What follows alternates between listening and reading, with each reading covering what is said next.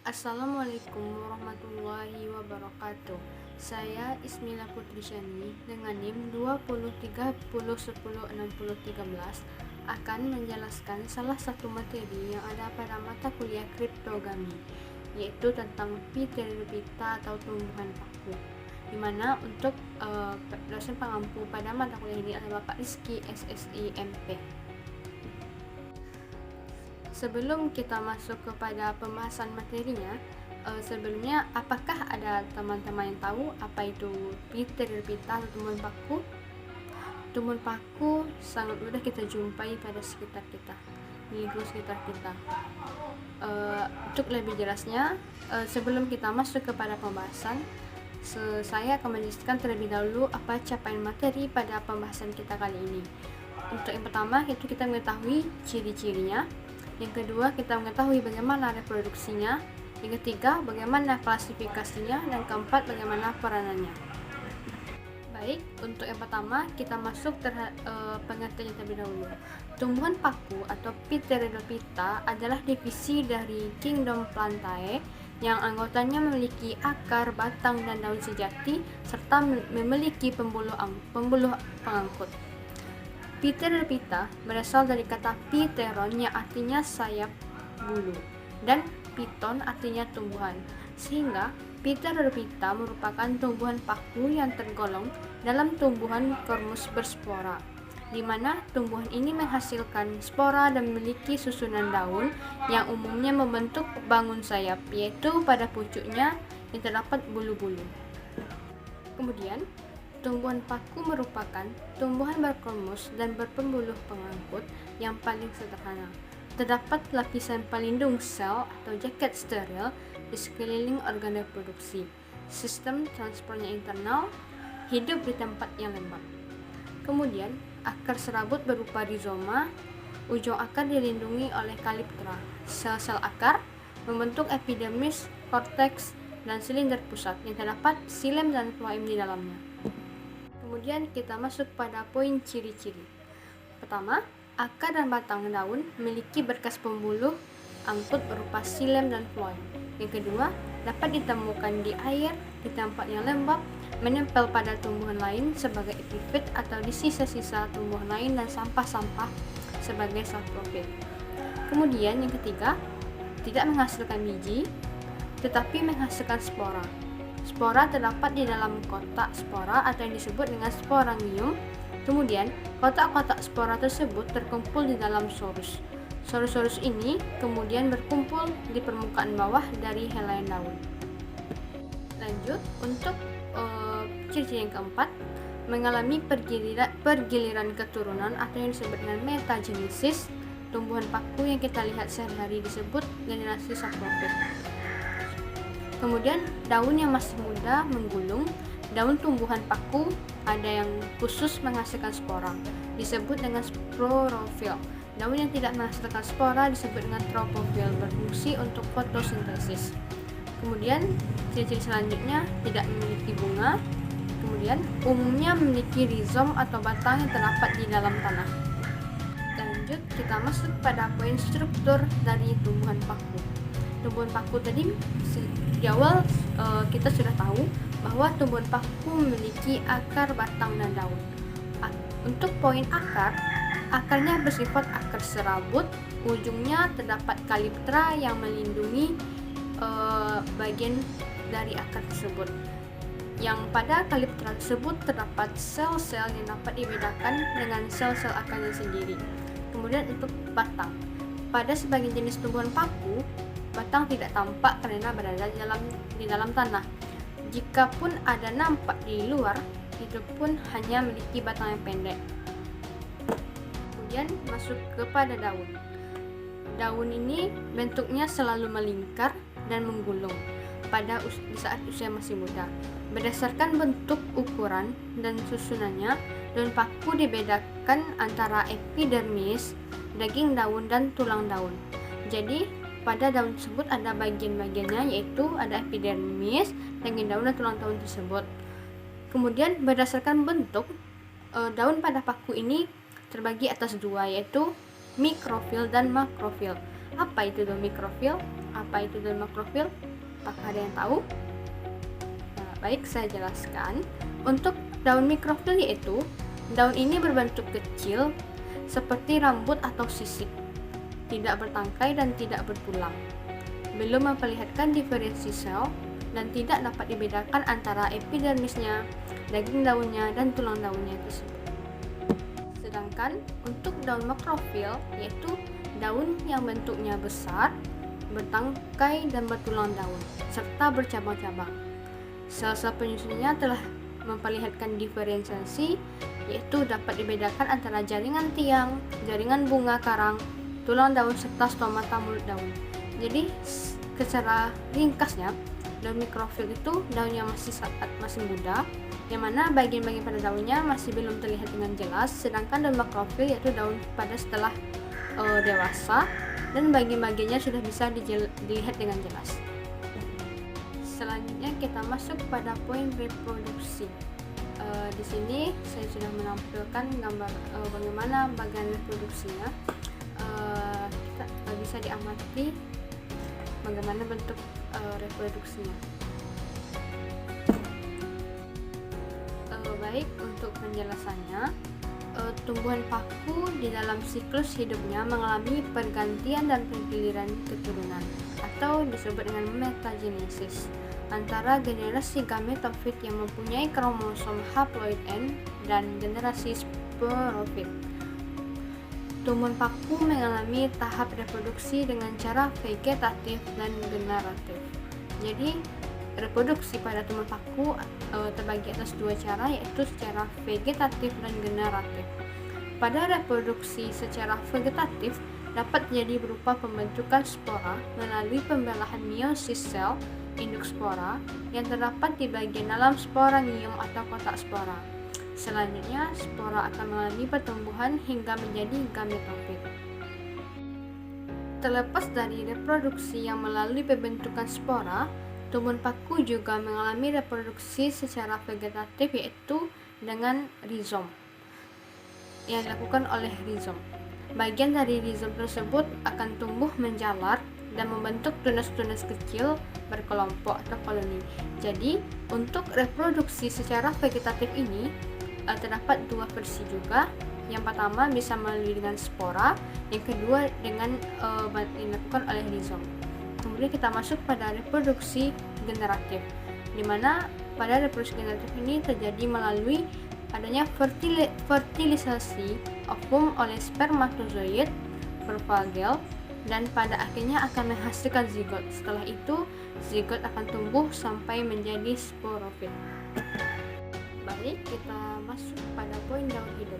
Tumbuhan paku ini memiliki daun hidup terbagi atas dua macam. Yang pertama yaitu generasi sporofit, yaitu jenis tumbuhan yang dapat menghasilkan spora dari tumbuhan paku itu sendiri. Tumbuhan paku yang sering kita jumpai merupakan pada fase sporofit. Perlu kita ketahui bahwa sporofit dapat tumbuh dan mengalami pertunasan sampai jumlah keseluruhannya menjadi lebih banyak.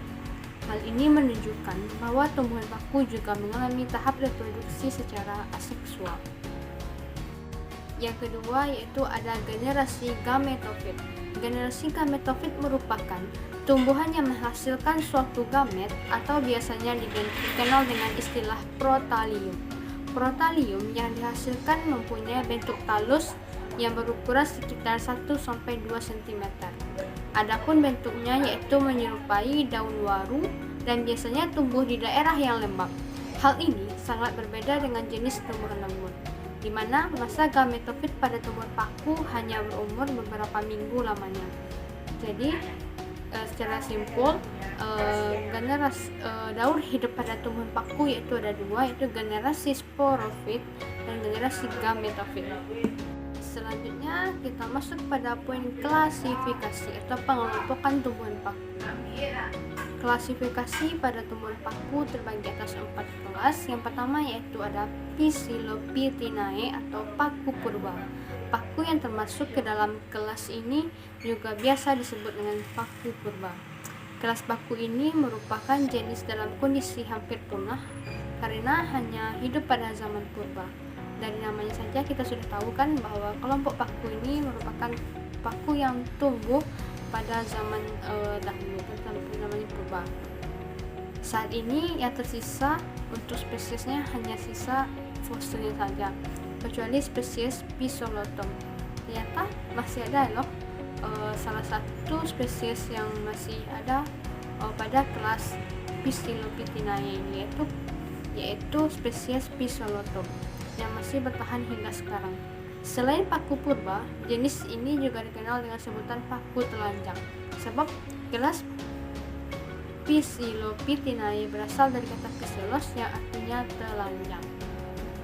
Istilah Phylos itu berkaitan dengan morfologinya yang mempunyai daun berukuran kecil dan bahkan ada yang tidak mempunyai daun sama sekali. Ada banyak contoh dari paku purba, diantaranya ada Rhynia major dan Asterosilon mckayi. Kemudian kita masuk kepada kelas yang kedua, yaitu Lycopodidae, yaitu paku kawat. Tumbuhan paku dari kelas ini juga disebut sebagai paku kawat karena bentuk morfologi batangnya menyerupai kawat. Morfologi daun tumbuhan paku jenis ini berukuran kecil, mirip sisik dan rambut. Daun tersebut tumbuh tidak beraturan, tetapi menyerupai bentuk spiral. Paku kawat juga memiliki sporangium yang keluar di bagian ketiak daunnya. Sporangium ini kemudian saling berkumpul hingga membentuk kerucut atau strobilus. Habitat hidup paku kawat umumnya adalah area darat dan populasinya masih bertahan hingga sekarang. Contoh tumbuhan paku dari kelas ini adalah Selaginella dan Lycopodium. Selanjutnya kita masuk pada kelas yang ketiga, yaitu Equisethinae, yaitu paku ekor kuda. Paku ekor kuda adalah istilah umum untuk menyebut jenis tumbuhan paku dari kelas Equisethinae.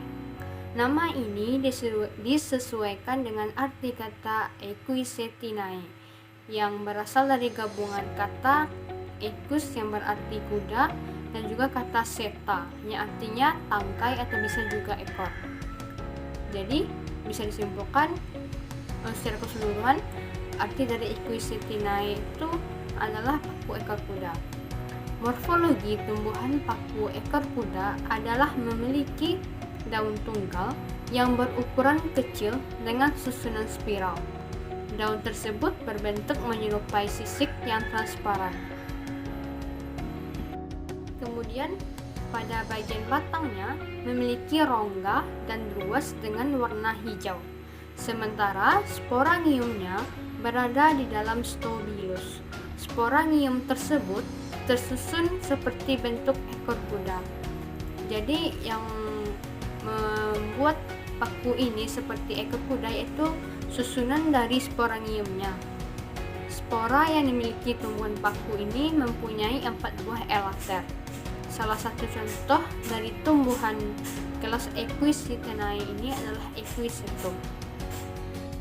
Selanjutnya kita masuk pada kelas yang terakhir atau kelas yang keempat, yaitu Filicinae atau paku sejati. Tumbuhan dari kelas Filicinae disebut sebagai paku sejati. Istilah Filicinae berasal dari akar kata filix yang berarti tumbuhan paku sejati. Jenis paku ini mempunyai kemampuan hidup baik di darat maupun di air, dengan daun berukuran besar dan menyirip. Daun muda paku pada kelas Filicinae ini biasanya menggulung dan sorusnya berada di bagian bawah permukaan daun. Paku sejati ini hidup di daratan dan mempunyai sporangium yang berada di dalam sorus. Sementara paku sejati yang hidup di air, sporangiumnya terbentuk di dalam sporakarpium.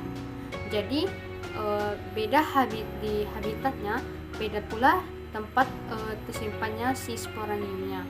Misalnya pada yang di darat yaitu terdapat sporangiumnya di dalam sorus, sedangkan yang tumbuh di dalam air sporangiumnya terdapat di sporakarpium. Contoh dari kelas ini ialah Dryopteris dan Nephrorelis.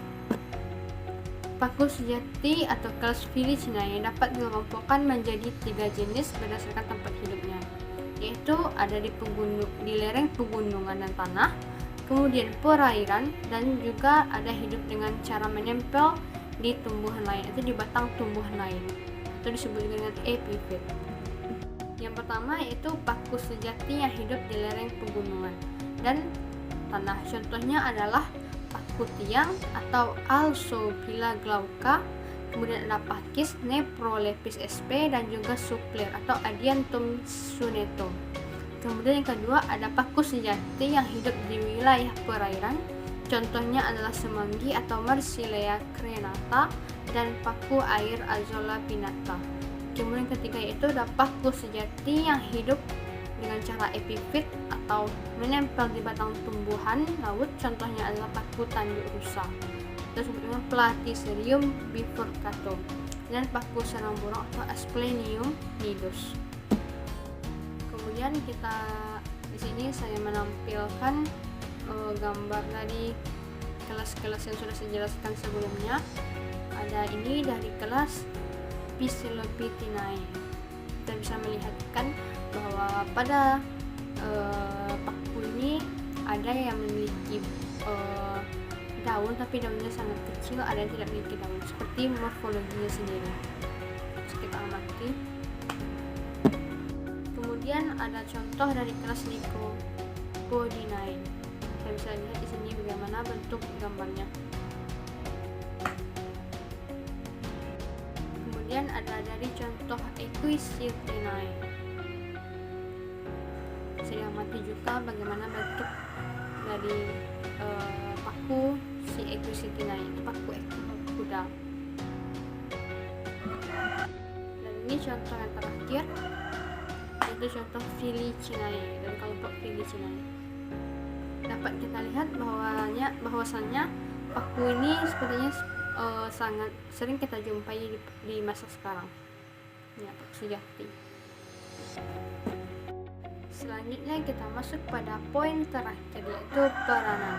Peranannya ada yang menguntungkan dan ada yang merugikan. Untuk yang pertama kita bahas peranan yang menguntungkan. Yang pertama, tumbuhan paku sanggup digunakan sebagai tumbuhan hias. Misalnya ada Adiantum, Platycerum, Asplenium, Neprolepis, dan Selaginella. Itu merupakan contoh dari tumbuhan paku yang bisa dijadikan sebagai tanaman hias. Yang kemudian ada juga yang dijadikan sebagai obat. Contohnya ada Equisetum yang digunakan untuk obat antidiuretik, yaitu untuk pelancar seni. Kemudian ada Clicoporus yang digunakan untuk obat pusing dan obat luar. Yang ketiga ada Dryopteris yang digunakan untuk obat cacing pita.